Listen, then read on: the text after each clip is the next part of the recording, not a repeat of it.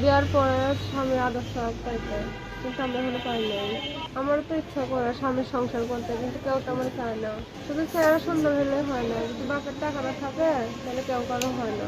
যে আমার সত্যিকারের ভালোবাসা পাশে থাকবে দর্শক আসসালামু আলাইকুম। দর্শক আপনাদের প্রীতীয় শুভেচ্ছা জানিয়ে শুরু করছি আমাদের আজকের প্রতিবেদন।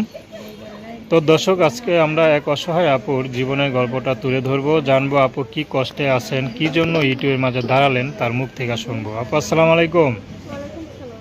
কেমন আছেন? আলহামদুলিল্লাহ, আল্লাহ রাখছে কোনো। আপু আপনার নাম কি? নাম নুসরাত।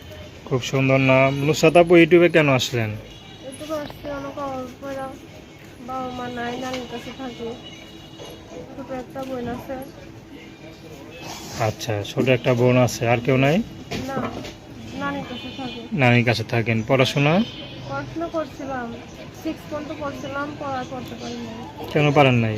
পড়তে পারি নাই, বাবা আসলে ততক্ষণ পর্যন্ত 6 পর্যন্ত পড়ছে, বাবা বলে যাওয়ার পর আর পড়তে পারি নাই। আচ্ছা, তো এখন ইউটিউবে কি মনে করে আসলেন?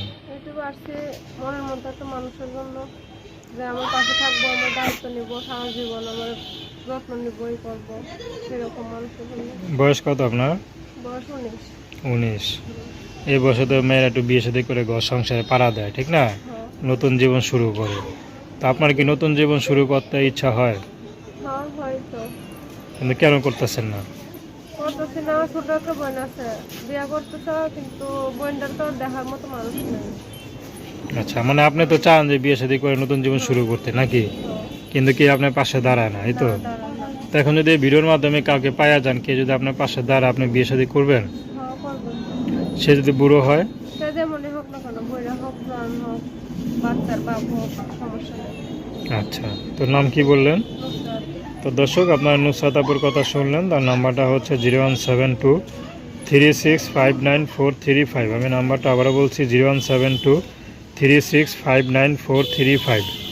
তো দর্শক, প্রেম ভালোবাসা, সাহায্য সহযোগিতা, বিয়ে শাদী করা একান্ত আপনাদের ব্যক্তিগত ব্যাপার। আসুন আমরা 5 ওয়াক্ত নামাজ পড়ি, দেশের সেবা করি।